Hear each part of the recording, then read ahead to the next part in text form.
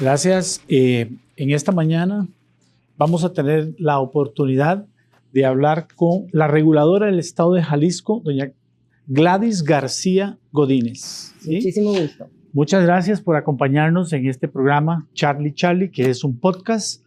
El podcast está orientado a la seguridad privada, pero principalmente a los agentes de seguridad privada. Aquí se le llaman guardias de seguridad. Así es. Nosotros en Costa Rica le llamamos agentes de seguridad privada. Así es como lo denomina la regulación, la ley que nos regula en Costa Rica. Y bueno, la idea de estar esta mañana reunido con usted es para aprender de las buenas prácticas que tiene México y sus diferentes estados, porque aquí se regula por estado. Así es. Y básicamente es intercambiar un poco de impresiones de cómo hacer un mejor trabajo en la parte regulatoria, porque los servicios de seguridad privada son muy importantes. Ya lo vimos en una de las ponencias, la del profesor Frigo, en cómo la industria crece, está creciendo y va a crecer todavía más. Hay un mar de oportunidades para esto. Pero, perfecto. Doña Gladys, cuéntenos un poquito cómo hacen desde el estado de Jalisco para tener control sobre las empresas, que desconozco la cantidad, y de los agentes. Claro.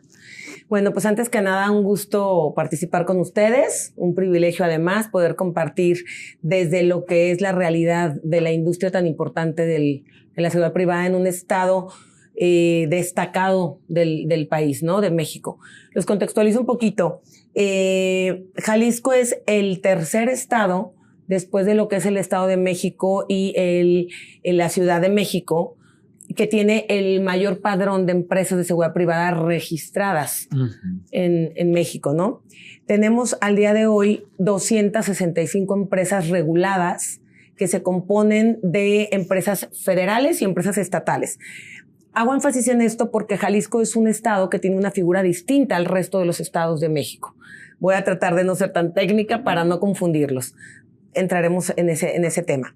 Y como antecedente les comparto que el tema de la seguridad privada empezó a regularse en un primer reglamento en Jalisco en el año 1998, derivado de la demanda del sector empresarial, específicamente de los joyeros de Jalisco, que es una industria muy importante y muy relevante también. Y ante la falta, pues, de seguridad pública que pudiera destinar al resguardo de esta actividad de manera muy concreta, pues ellos propusieron al gobierno empezar con grupos, empresas de seguridad privada. Sí, nuestro reglamento, nuestra legislación actual los denomina como elementos de seguridad privada en Jalisco. De ahí, del 98, tuvimos una reforma de reglamento que entró en vigor en el 2004 y nunca más se había actualizado el marco regulatorio hasta el 10 de diciembre del 2021, que tenemos en entrada, o que entró en vigor el reglamento actual. Este reglamento me tocó, junto con mi área y equipo de trabajo, ahora sí que arrastrar lápiz para poderlo tener vigente, para poderlo concretar. Afortunadamente en Jalisco los reglamentos no son aprobados por el legislativo del estado en la Cámara, ¿no? Son aprobados por un área específica del Ejecutivo del estado y eso nos facilitó mucho poder modernizar o actualizar todo el marco regulatorio. Y esto lo hicimos pues conscientes de la realidad, ¿no? De cómo se supera cada día una industria con miles de demandas, ¿no? Entonces, al día de hoy tenemos este reglamento en el que, desde obviamente nuestra perspectiva de autoridad, nos facilita muchísimo la regulación, ¿no? En Jalisco, el área encargada es la dirección que me toca a mí representar, que es una dirección de área como tal que controla, verifica y supervisa la actividad en todo el estado de Jalisco.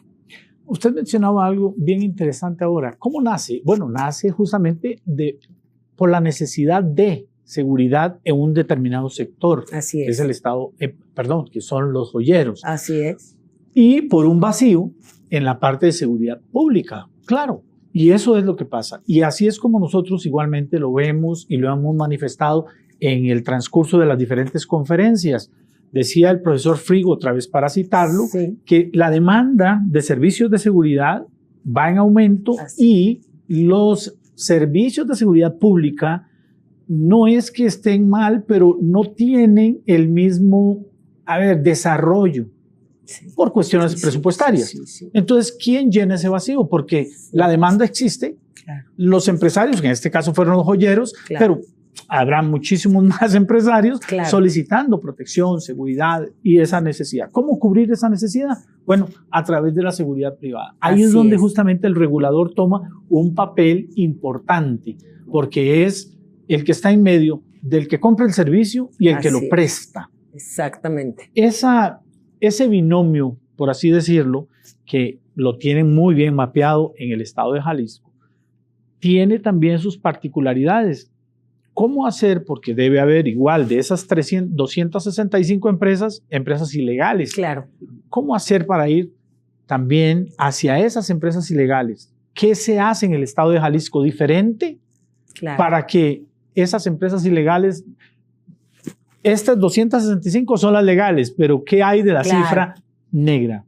Bueno, efectivamente, en Jalisco hemos sido muy conscientes de lo que implica una actividad como es la seguridad privada. De hecho, a nivel norma, la denominación o la determinación es que son coadyuvantes de la seguridad pública. Si bien, como lo refieres, hay un vacío por la falta de capacidad que yo creo que ocurre en todo el mundo de la seguridad pública. ¿Por qué? Porque, bueno, la población crece y crece, independientemente de la inversión de la pirámide poblacional, pues tenemos hoy por hoy una población enorme en donde los cuerpos de seguridad pública están rebasados, ¿no? Y bueno, como bien lo señalas, pues la necesidad de contar con personal que esté debidamente capacitado y debidamente formado para ser coadyuvante de la seguridad pública en las mejores condiciones, pues se vuelve indispensable, ¿no? ¿Qué hemos hecho en Jalisco? Bueno, para empezar, en esta actual administración que tiene un poco más de 5 años en ejercicio, pues desde el día número 1 fuimos conscientes de lo que era la realidad y la gran necesidad de actualizar nuestra norma. Lo que ya comentaba hace rato, ¿no? Actualizar la norma, el marco regulatorio, para que nos diera elementos coercitivos para poder ejercer precisamente acciones que realmente fueran eficaces para combatir la irregularidad de la industria, ¿no? Tenemos, entre otras cosas, un apartado específico de queja ciudadana o de denuncias de elementos y de empresas que se detecten prestando su servicio fuera del marco legal. Y dentro de las acciones y las atribuciones que tiene la dirección a mi cargo, pues es acudir y ejercer medidas de apremio. ¿Como cuáles? Pues aseguramiento de equipamiento, retiro de personal, clausuras, multas, entre las más comunes, ¿no? Y la mayor sería la revocación como tal, cuando sí tenemos empresas que tienen la concesión o la autorización, pero aún así incurren en malas prácticas, ¿no? Estamos nosotros, la verdad es que bien satisfechos por todo lo que hemos podido avanzar. De la última reunión que tuvimos con la Dirección General, porque somos bien incisivos, tratamos, porque finalmente esa es nuestra atribución, ¿no? Y para eso estamos al frente de un área tan importante. Contrastar el padrón de empresas que tenía registrada la Dirección General con domicilio en Jalisco contra nuestro padrón. Ese ejercicio lo hicimos a finales del año pasado, detectamos solo 90, por aquí ahorita hubo una referencia en el Congreso de 300 y yo, Dios de mi vida, solo 90 que no existían. Y aquí empiezo a meterme en un tema un tanto sensible. 90 que no existían para nosotros Jalisco, regulador Jalisco. ¿Qué hicimos? Las visitamos todas y encontramos 45 empresas que señalaron un domicilio inexistente. Inexistente. Entonces, la preocupación fue, ¿qué está pasando? Tocamos puerta con la Dirección General y nos escucharon, dijimos, ¿qué vamos a hacer? Porque tú no te cercioras de que ese domicilio exista. Entonces le das la autorización a alguien que es un fantasma. Pues la verdad es que hemos tenido la coordinación muy, muy cercana, hemos sido escuchados y entonces lo que estamos haciendo es que la dirección vaya de la mano con un informe que nos pida a nosotros sobre el antecedente, el impacto o la práctica profesional de estas empresas para que con base en ese ellos determinen si le otorgan o no la autorización. Y esas 45 que ya fueron detectadas que no, para el ejercicio de su refrendo, pues tendrán que acreditar que realmente el domicilio existe de la mano del Estado, que sí podemos materialmente tener personal que acuda a revisar que las instalaciones se encuentran.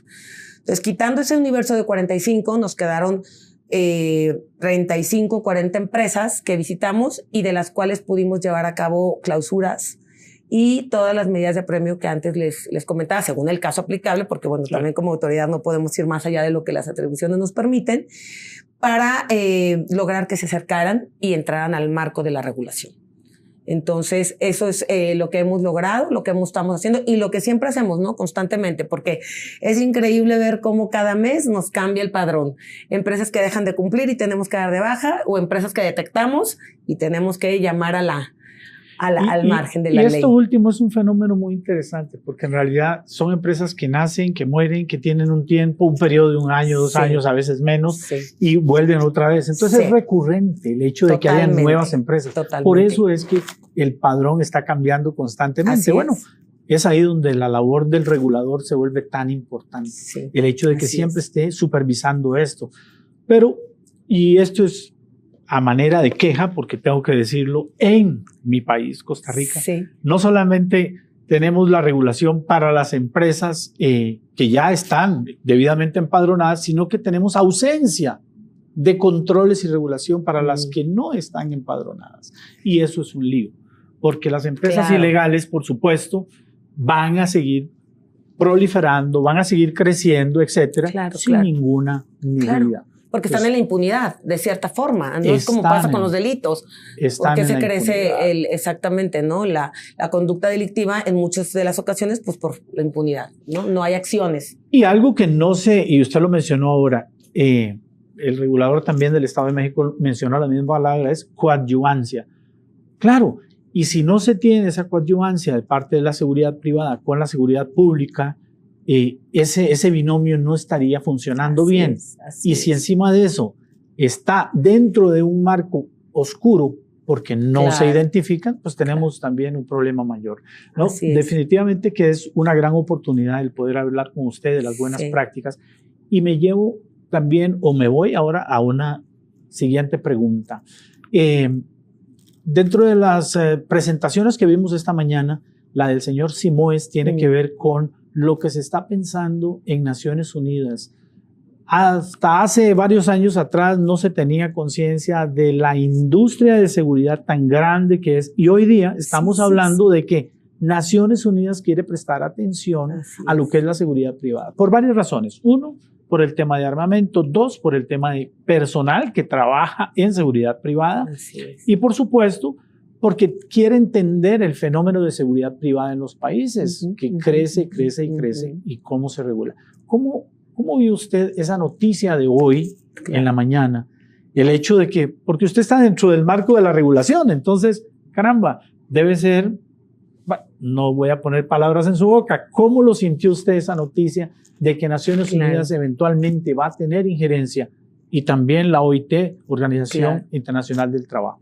No, bueno, pues sin lugar a dudas es una gran noticia que va a fortalecer muchísimo el sector. Y lo comentaba por ahí también al inicio uno de los panelistas. Se trata de sumar esfuerzos. Si no somos un puente, autoridad, como debe ser con los empresarios, pues finalmente es una industria tan importante que se va a ver estancada y que no va a tener el crecimiento adecuado, porque el crecimiento va a estar ahí, ¿no?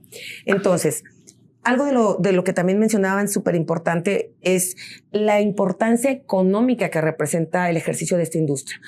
Por ahí en alguno de los datos de otras reuniones a las que he asistido, tengo, si mal no estoy, la información de que se representa el 2% del Producto Interno Bruto de México, el tema de la industria privada. Y así debe ser en todos los países, ¿no? Sin lugar a dudas. Entonces, el hecho de que organismos internacionales volteen y tomen injerencia en esta actividad es valiosísimo. Yo me atrevo además a decir que tomando estas palabras de que debemos de estar coordinados y ser un puente, es fundamental las acciones que como tal los propios empresarios lleven a cabo para que este discurso que oímos en foros como este no se quede en el discurso, que de verdad se viva en la práctica, porque como reguladora sí puedo compartir que muchas de las veces hay voy a cuidar mucho cómo decirlo, pero hay prácticas que son propiciadas, prácticas inadecuadas o incorrectas que son propiciadas desde los mismos empresarios. Sí. ¿En qué sentido? No quieren agotar la capacitación como se exige, no respetan las condiciones laborales y las obligaciones a las que están inmersos con su personal. El personal es el núcleo de una empresa de seguridad privada, y si no lo cuidas, y si no lo formas, y si no lo capacitas, perdón, pero no vas a crecer. Entonces creo que se debe de voltear a ver muchísimo el empresario, a ver, ¿qué estoy haciendo yo para fomentar mis buenas prácticas? Yo regular, claro, el irregular es punto y aparte, pero yo, empresario en regla, también debo de siempre estarme exigiendo cumplir con el profesionalismo y con la demanda real del mercado. Y solo así vas a seguir permaneciendo. Lo decía también el conferencista. Viene una gran oportunidad de crecimiento, pero no para todos. No para todos. No para todos. Y esto me lleva para ir cerrando nuestra charla. A ver, volviendo al tema de Naciones Unidas involucrado con este tema. Yo veo también una gran oportunidad en los reguladores, porque van a tener que ir aprendiendo, conociendo más de la industria, involucrándose más en la industria, porque van a venir preguntas específicas para los países. Cuando estamos hablando de Naciones Unidas y países como los nuestros, que son signatarios de justamente compromisos internacionales, pues van a venir preguntas hacia los reguladores diciéndole, bueno, ¿qué pasó con este tema? Así es. Entonces, no solamente los empresarios, sino principalmente la información van a ser de los países y de sus diferentes reguladores. Así es. Entonces, sí veo una enorme oportunidad con esto. Creo que vamos a ver un mundo diferente de seguridad privada. Ese mundillo de seguridad privada que le llamo yo va a estar bien impactado porque no solamente Naciones Unidas preguntando, sino también la Organización Internacional del Trabajo, viendo a ver qué se está haciendo en los diferentes, en su caso, en el estado de Jalisco y en los demás estados de México, pero para nosotros en Latinoamérica, los diferentes países involucrados. De verdad que le agradecería, sí, unas palabras de cierre y vamos a también invitar a un Michael Retana que está aquí detrás de cámaras que nos ayude un poco. Adelante. Muy buenos días. Buen día, Michael. Hacía su ponencia de que existe como medida coercitiva una multa económica. La multa económica va dirigida a aquella empresa que presta el servicio o a la empresa que compra el servicio. Solo a la que lo presta. La que compra no, porque efectivamente estaríamos invadiendo la esfera de un ciudadano que ante la necesidad de generarse seguridad por sus propios medios, pues sea doblemente impactado, porque no nada más entonces tendría que comprar o pagar un servicio que el Estado no puede brindarme en cabalidad. Y luego resulta que si por pagar ese servicio voy a ser sujeto también de una medida pecuniaria, no, bueno, la afectación de derechos sería evidente, ¿no? Y complicada. Sí lo habíamos planteado en algún inicio como una forma de combatir con mayor, ahora sí, fortaleza esta práctica irregular. Pero pues finalmente llegamos a este análisis. O sea, quien recurre a la contratación de servicios es porque no tiene otra opción o vaya, está siendo rebasada la capacidad del Estado para cubrir, ¿no? En este caso, una rama en específico. Yo mencionaba los cuellos, pero como bien lo dices, pues ya hoy por hoy pues la demanda es de todos los sentidos, nos lo explicaban ahorita, ¿no? Y dependiendo de la zona de un país y dependiendo de la zona a nivel global, ¿no? De la ubicación y demás, son la demanda de servicios. Entonces, en Jalisco, una demanda muy importante o un sector que demanda muchos servicios de seguridad privada es el tema del comercio, ¿no? Todo el tema de parques industriales, bodegas y todo eso. Entonces, traslado de productos. Traslado de valores, ¿no? Entonces, ellos no están siendo protegidos totalmente, o en algunas partes tienen que pagar por el servicio. Sí queríamos nosotros que quien contratara una empresa irregular fuera también sancionada para evitar esta mala práctica. Pero bueno, vuelvo a lo mismo que les decía. Tendrían que pagar por eso, además, y luego una multa no sería... Ahora, con esa forma de pensamiento que me parece muy bien, el hecho de que encima de que compró un servicio malo lo van a sancionar, pero eso le mete más presión al regulador. Sí, porque quiere decir que la persona que va a comprar tiene que ir seguro de que va a comprar a una empresa correctamente y debidamente inscrita y probada o supervisada por nosotros, el regulador. Claro. En ese sentido, algo bien importante que nosotros hicimos fue, bueno, yo tengo al frente de este cargo 5 años y medio, justo lo que va de administración del Ejecutivo actual en el Estado. Y una de las carencias que yo detecté fue que no había publicidad respecto a las empresas que sí cumplían con la norma. Entonces, atendiendo a todas las disposiciones en materia de transparencia, confidencialidad y buenas prácticas, nosotros generamos un padrón que actualizamos cada mes con todas estas empresas y lo tenemos público en la página de la institución de la cual depende mi dirección. Y hemos permeado con toda la sociedad a la medida que presentamos algún tema en foros como este tipo, que todos los usuarios o la ciudadanía que demande y requiera servicios de seguridad privada consulte nuestro padrón previo a concretar un contrato con cualquiera de las empresas. Si tú encuentras a esta empresa en mi padrón, puedes contratarla. O tienes la garantía de que es una empresa que está dentro del marco legal, ¿no? Entonces nos ha ayudado realmente. La gente también se va involucrando. Yo les digo otro tema ya para ir cerrando, como dices, yo misma antes de estar con la gran oportunidad que agradezco mucho a mis superiores, al gobernador de darme la confianza de estar al frente, yo no sabía que esta industria existía así, ¿no? Veía un guardia, un elemento, un personal de seguridad privada y erróneamente creía que era parte de la seguridad pública. Ya cuando entro empiezas a ver toda esta diferencia que existe y toda esta temática de manera particular.